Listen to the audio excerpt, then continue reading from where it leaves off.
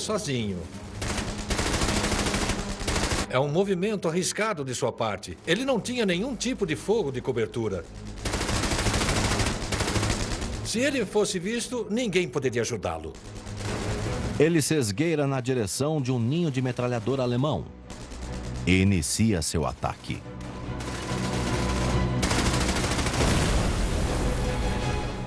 Abril de 1945, norte da Toscana. Uma unidade segregada de afro-americanos, o 370º Regimento de Infantaria, ficou sob ataque ao avançar na direção da linha gótica alemã. O segundo-tenente Vernon Baker e seu pelotão precisam passar pelas metralhadoras. Ele lança sua granada.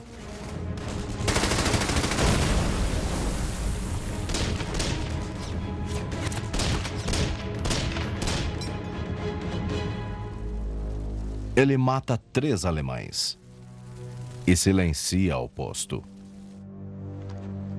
Ao atacar sozinho, Baker arriscou a si próprio pelo pelotão e valeu a pena. Sua unidade pôde seguir em frente. Conforme continuam a subir, seu objetivo surge mais acima. Um forte de 1.500 anos, o Castelo Agnolfi. Batizado em homenagem ao príncipe italiano que foi o primeiro a introduzir fortificações ao afloramento rochoso. Na Segunda Guerra Mundial, o castelo se ergue acima da extremidade oeste da linha gótica. O que era verdade na Idade Média também foi verdade em 1945. O Castelo Agnolfi fica em terreno elevado, o que dava aos nazistas uma boa oportunidade de observar os movimentos dos aliados no vale, e eles tinham boas posições defensivas no topo da colina. Na primavera de 1945, os homens do tenente-general Otto Freder-Pico ocupam o castelo.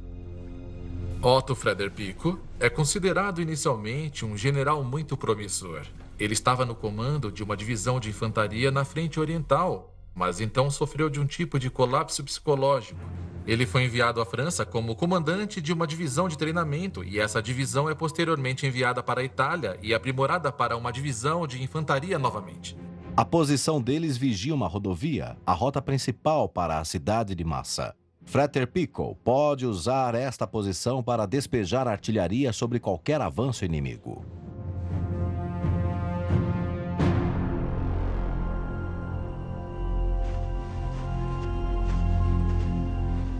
Pouco antes do amanhecer, Baker e seu pelotão alcançam o topo da colina abaixo do castelo. Eles veem algo peculiar. Um fio brilhante e amarelo está estirado diante deles. Era um material chamado plástico. E para muitos deles, incluindo Baker, era essa a primeira vez que o viam. A maioria deles jamais havia visto o plástico ser usado daquela forma. Baker corta a linha. Curioso, ele raspa o revestimento da linha para descobrir o que tem dentro. Para sua surpresa, Baker vê que o núcleo é feito de cobre. Isso lhe diz que é uma espécie de fio de comunicação. Por isso, ele age. Conforme o pelotão avança, mais linhas aparecem. Baker cortou cada um dos fios, mais de uma dúzia no total. Ele se lembraria mais tarde que era sempre bom infligir todos os danos que pudesse ao inimigo. O avanço das tropas americanas do 370º Regimento de Infantaria em direção à Massa é uma tática diversionista. O objetivo da Operação Second Wind é atrair as forças alemãs para o oeste, enquanto no leste, os aliados lançam um enorme ataque para invadir o Vale do Pó e tomar a cidade de Bolonha. Com a noite virando dia, o pelotão americano circunda a borda externa da colina. Um brilho chama a atenção deles. O segundo-tenente se aproxima. Baker avista 2 tubos de metal saindo de uma fenda que ficava na encosta. Ele acha que devem ser canos de canhões. Um sinal de que deveria haver um ninho de metralhadora inimigo escondido lá embaixo. Isso precisa ser inspecionado. Baker se agacha e se arrasta adiante. Ele se aproxima da fenda na encosta. Fica de joelhos e aponta sua arma. Sua arma é um fuzil M1 Garand. Ele pesa 4,3 quilos e tem um clipe de 8 balas .30. É o primeiro fuzil semiautomático usado pelo exército americano como uma arma padrão da infantaria. Mais de 5 milhões deles foram feitos desde sua criação. Os oficiais normalmente carregam uma arma mais leve. Baker escolheu uma arma diferente. Como alguém que foi criado caçando em Wyoming, ele prefere o M1, porque ele lembrava o fuzil que usava para atirar em cervos e alces onde vivia. Ele descrevia a pesada coronha de madeira do M1 como um sólido conforto. Baker aponta seu rifle para a fenda. Ele dispara até descarregar totalmente o clipe. Ele investiga o interior. Baker vê um soldado alemão caído e morto, mas o segundo ainda está vivo. E ele se arrasta sobre o chão do bunker na direção de uma pilha de granadas no canto. Baker encara uma situação explosiva. Abril de 1945, costa noroeste da Itália. Depois de atacar um bunker inimigo, o segundo-tenente Vernon Baker, do 370º Regimento de Infantaria, observa um soldado alemão rastejando na direção de uma pilha de granadas. Com o clipe vazio, Baker pega uma granada em seu casaco, puxa o pino e atira no ninho de metralhadora.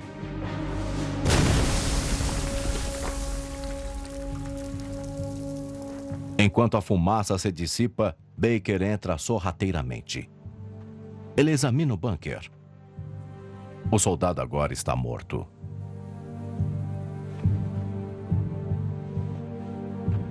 Ele verifica os telefones de campo alemães. Os 2 cilindros de metal que ele pensou serem canos de canhões são, na verdade, a parte superior de um instrumento de observação. Um Schirmfernrohr se traduz como binóculos-tesoura. Ele era usado em larga escala pelos alemães como uma ferramenta para observar os movimentos dos inimigos ou para direcionar fogo de artilharia. A grande vantagem é que quando eles estavam numa trincheira, não precisavam levantar a cabeça acima da borda.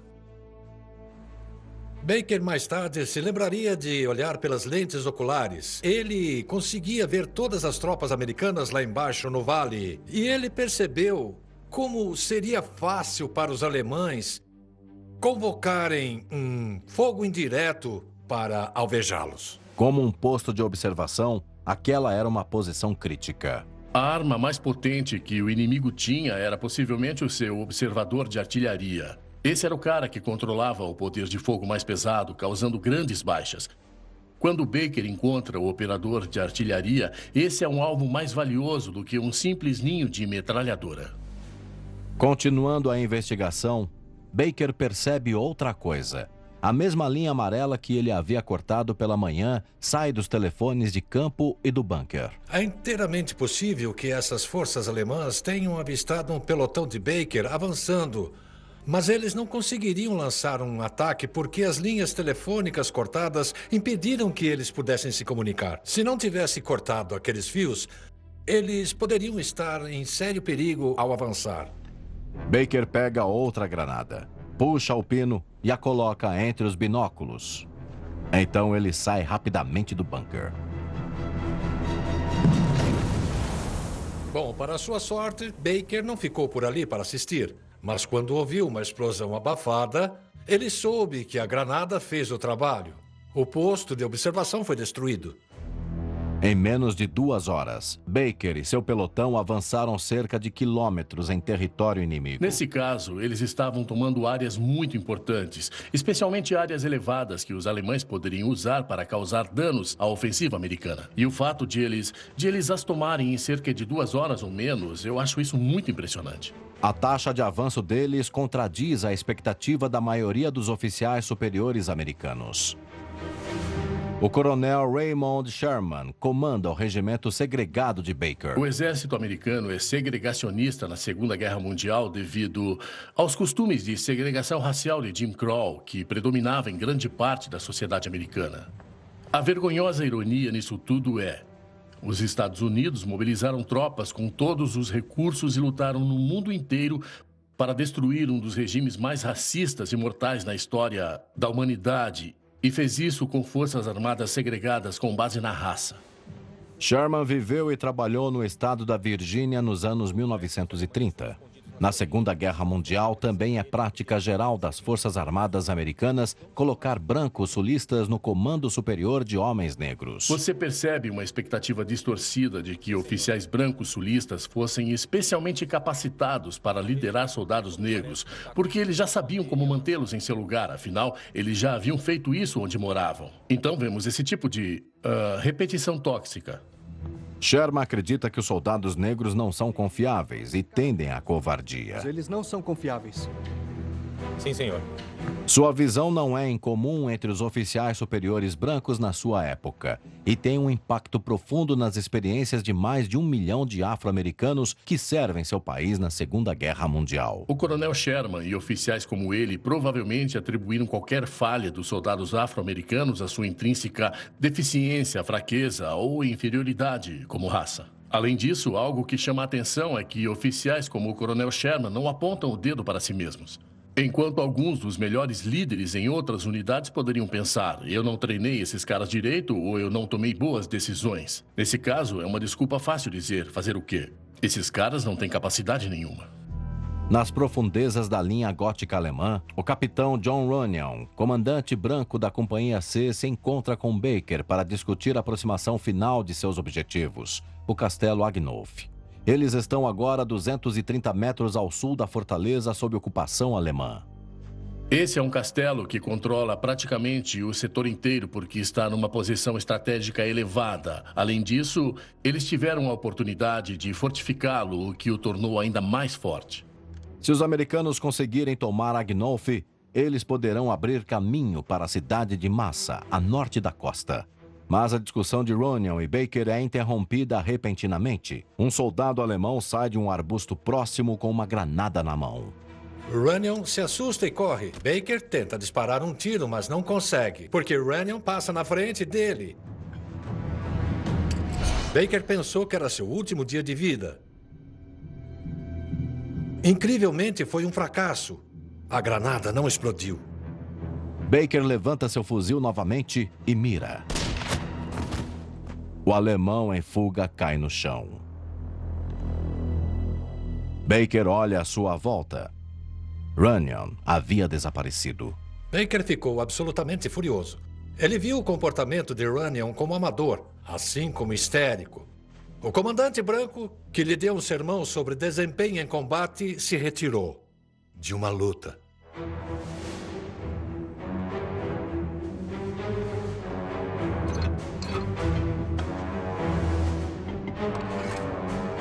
Feuer, wenn bereit.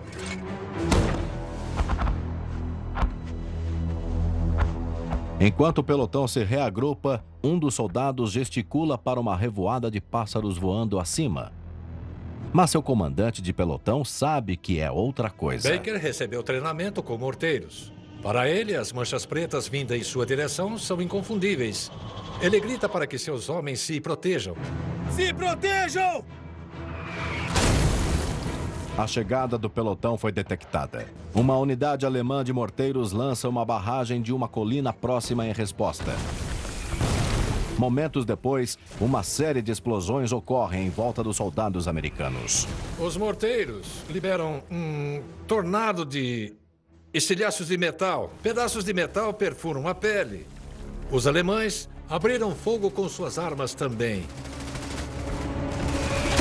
O ataque mata 3 membros da Companhia C e fere mais 3.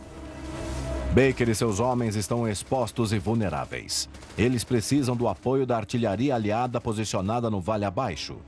Mas a artilharia americana permanece em silêncio. O observador avançado de artilharia, o 2º tenente Walker, grita as coordenadas no aparelho de rádio. Walker estava chamando pelo apoio da artilharia desde o início do ataque de morteiros. Mas havia um problema. Repetindo, colina R7! Os oficiais lá embaixo se recusam a acreditar que uma unidade segregada negra teria avançado até o castelo. Baker observa enquanto Walker repete sua posição, de novo e de novo. Precisamos de artilharia na colina R7! Impotente em fazê-los entender. Disney Plus. Abril de 1945, noroeste da Itália. Sob ataque de morteiros alemães, os soldados restantes da Companhia Americana do 370º Regimento não conseguem convocar o apoio da artilharia. O oficial de observação avançada, o segundo-tenente Walker, passa um tempo valioso repetindo suas coordenadas. Unidades do exército na retaguarda simplesmente não acreditavam que os soldados afro-americanos segregados haviam conseguido avançar tão longe na lendária linha gótica alemã. Minutos depois do primeiro pedido de ajuda da Companhia C, a artilharia aliada finalmente abre fogo do vale abaixo. Fogo! Os canhões aliados chegaram um pouco tarde, mas eles acertam o alvo. Projéteis unem sobre as cabeças de Baker e de seus homens, enquanto ainda se recompõem. A ordenança voa em direção às posições alemãs a cerca de 70 metros da Companhia C. Mas os oficiais da artilharia aliada oferecem apenas um alívio temporário.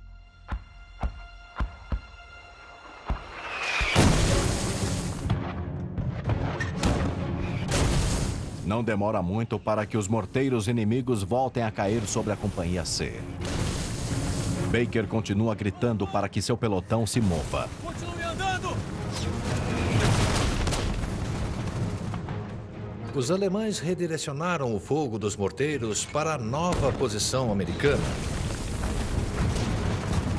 E com a ameaça de uma explosão de árvores, eles estão mais seguros a céu aberto do que no meio das árvores. 2/3 do pelotão de Baker foram feridos ou mortos. O rádio, sua única forma de conexão com o mundo exterior, foi esmagado. Baker observa o campo de batalha. Ele tenta localizar o comandante branco da Companhia C. O capitão John Runyon fugiu de um agressor alemão mais cedo naquele dia. Ei, Roger! E não retornou para o combate. Ele tá lá embaixo, ali, ó. Um dos homens de Baker aponta na direção de um estábulo. Baker se aproxima da estrutura.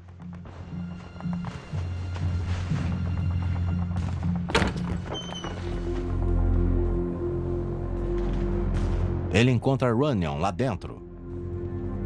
Os relatos de Baker e Runyon sobre o que aconteceu a seguir se diferem muito. Baker se recorda de Runyon estar abraçando as pernas e também do rosto dele estar branco como a neve.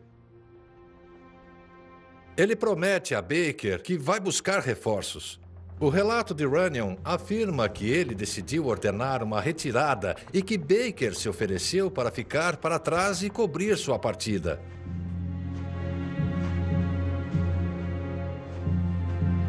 Nas duas versões, Runyon parte com a maioria dos soldados feridos. 8, incluindo Vernon Baker, ficam. Expostos em sua posição avançada, eles decidem construir uma barricada improvisada com todos os troncos e pedras que podem encontrar. Às 2h30, os morteiros alemães retomam o ataque. Através da fumaça e poeira, os americanos veem silhuetas à distância. Baker e seus soldados apertam o punho de suas armas. Seus olhos se esforçam para ver melhor.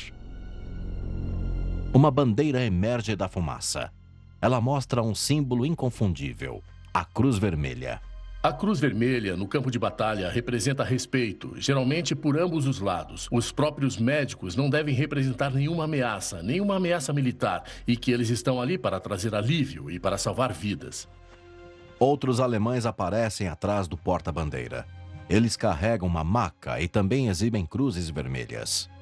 Atacar unidades médicas é considerado um crime de guerra sob a Convenção de Genebra. Então, Baker sinaliza para que seus homens abaixem as armas.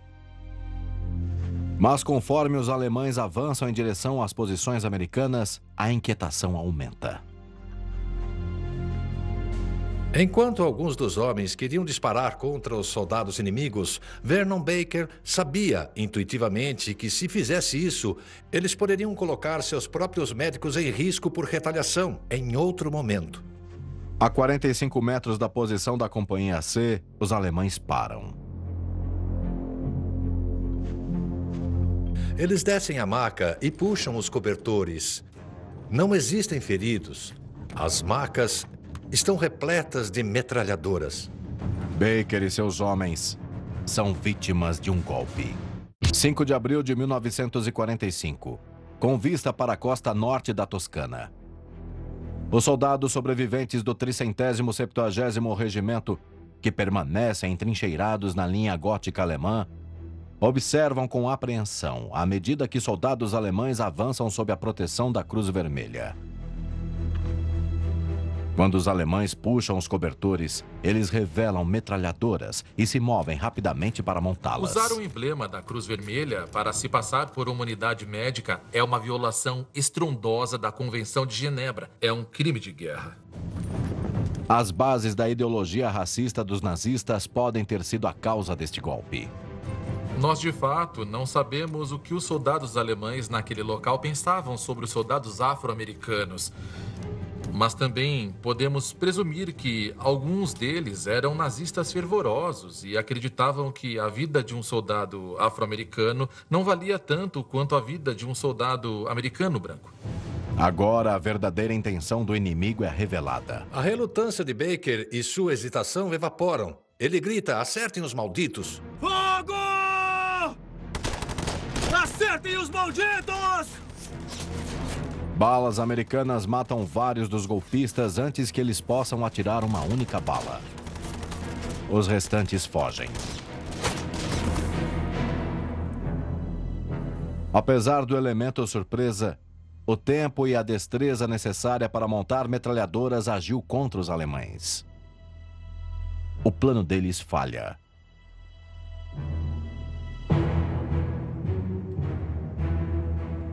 Mas para o segundo tenente Vernon Baker, há uma preocupação maior.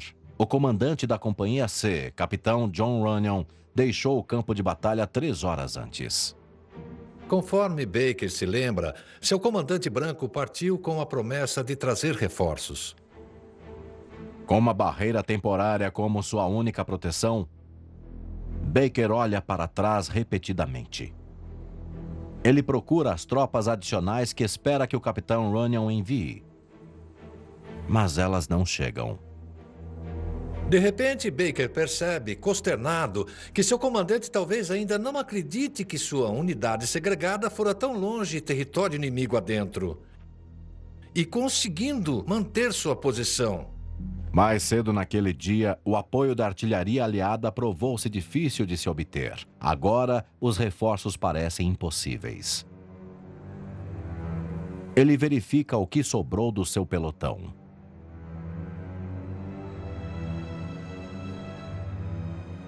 Baker descreveu um sentimento de desesperança e exaustão que pairava sobre seus homens. E havia um outro problema. Depois do último tiroteio, eles estavam ficando sem munição. Eles têm 1 ou 2 pentes restantes para cada soldado. Baker encara uma escolha difícil. Eles avançaram 5 quilômetros na direção da formidável linha gótica alemã, a apenas 230 metros de seu objetivo, o Castelo Agnolf. Mas sem reforços, eles não podem tomar a fortaleza.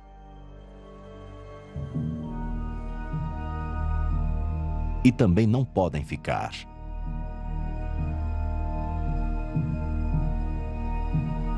Eles decidem recuar. Baker não fez essa escolha por autopreservação. Ele lembra que não tinha medo da morte, mas se sentia responsável pela vida de seus homens, e essa era uma luta que eles simplesmente não poderiam vencer. Mesmo com ele se retirando, os alemães renovam seu ataque para eliminá-los.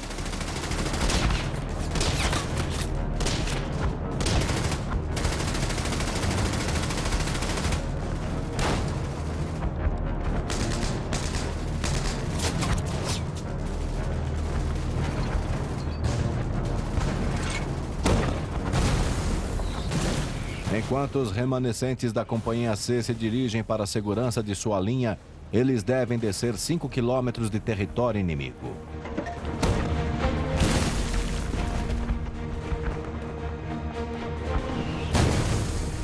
Atiradores de elite alemães disparam. O último médico do pelotão vai ao chão. Corram, corram, corram! Baker grita para que seus homens continuem correndo.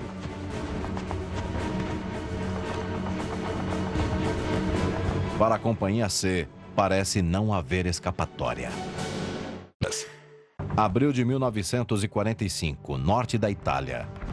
Um atirador de elite alemão mata um médico de combate do 370º Regimento enquanto eles recuavam para a linha americana depois que os reforços falharam em chegar. Mas enquanto o segundo-tenente Vernon Baker se agacha para pegar a plaqueta de identificação, um de seus soldados parte para a ofensiva. O soldado James Thomas aponta seu fuzil automático Browning na direção dos tiros disparados pelo atirador de elite alemão e abre fogo. Baker diria mais tarde que o soldado Thomas havia enlouquecido. O fuzil automático Browning parecia dançar em suas mãos. Quando um rifle alemão desliza a colina abaixo, o destino do atirador de elite fica claro. Isso aconteceu tão rápido que Thomas conseguiu eliminar o atirador escondido antes que Baker terminasse de coletar a plaqueta de identificação do médico morto.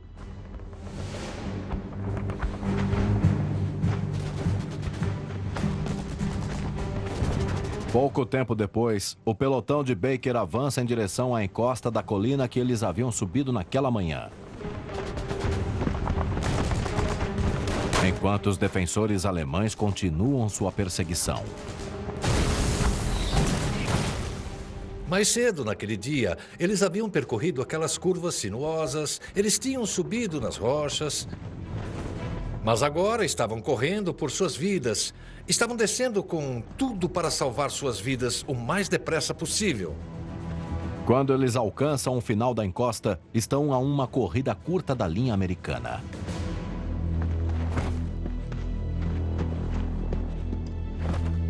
Depois de 12 horas de combate, Baker e poucos sobreviventes finalmente chegam à segurança. Ele começou o dia com 25 homens em seu pelotão. Agora restam apenas 6. Mexam-se! Ele ordena que os feridos busquem a estação de primeiros socorros e aos outros para que se apresentem. E então Baker, que estava literalmente devastado pelo que estava passando, se inclinou e vomitou. Ele passou o dia vendo homens sendo despedaçados e, conforme a adrenalina baixava, as emoções ficavam mais cruas para ele.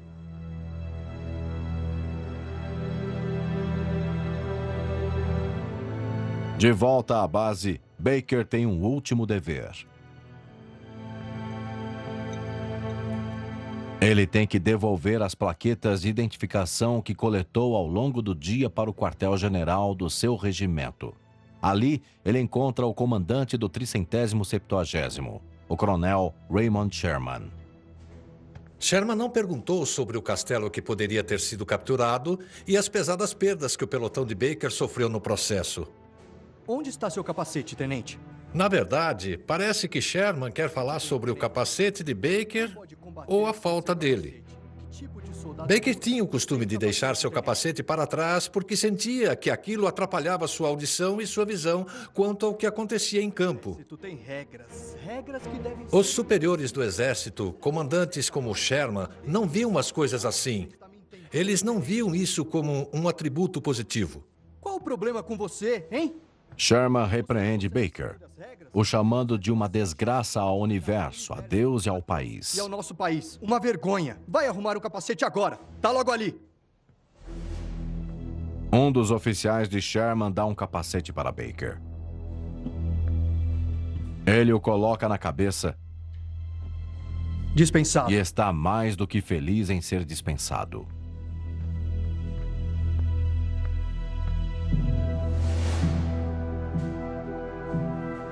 No dia seguinte, sob as ordens do coronel Sherman, Baker retorna para o mesmo campo de batalha. Essa é uma trágica ironia também, porque uma companhia do 470º, 73º Regimento tinha acabado de ser designada para continuar de onde o pelotão de Baker havia parado. E após o avanço da Companhia C no dia anterior, Baker conhecia o terreno profundamente, então ele lidera o caminho. Mas dessa vez, as tropas americanas não encontram qualquer resistência.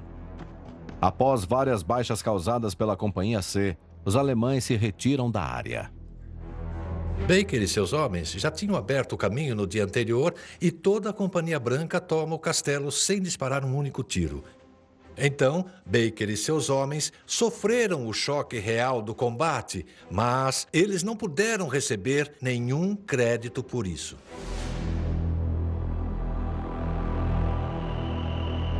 No caminho de volta à base, Baker se depara com a trilha tortuosa que seu pelotão flanqueou na escuridão, numa tentativa de evitar minas em potencial.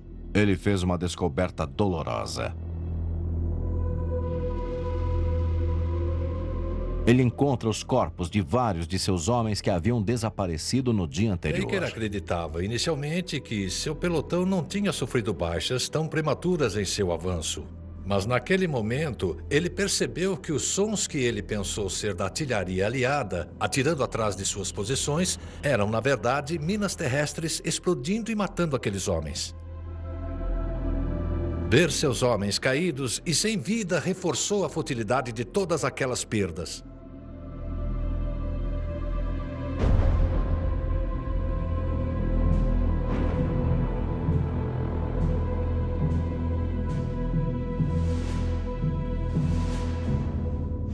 Por suas ações em abril de 1945, o capitão John F. Runyon ganha a Cruz de Serviço Distinto, a segunda maior medalha por bravura em combate. Por suas ações no dia 5 e 6 de abril, incluindo crédito por matar 9 soldados inimigos, o segundo tenente Vernon Baker recebe a Cruz de Serviço Distinto. Alguns acham que as ações de Baker mereciam muito mais. A mais alta condecoração que um soldado americano pode receber por bravura e combate é a Medalha de Honra, mas ela não seria dada para um único soldado afro-americano por muitos anos e décadas depois da Segunda Guerra Mundial. Foi somente em 1990 que o exército americano reconheceu que alguns soldados negros foram injustamente negados. Mais de 50 anos após o final da Segunda Guerra Mundial, o presidente Bill Clinton condecora Baker com a Medalha de Honra. Dos 7 afro-americanos veteranos da Segunda Guerra Mundial, enfim reconhecidos, ele era o único vivo para receber a medalha. Depois de capturar o castelo Agnolfi, Baker e seus companheiros negros do 370º Regimento de Infantaria continuaram a combater no norte da Itália. No dia 10 de abril de 1945, os americanos tomam o controle da cidade de Massa.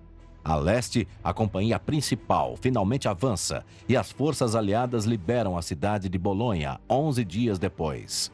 Depois de se retirar da linha gótica, o tenente-general Otto Fretter Pico se rende às tropas aliadas em 30 de abril.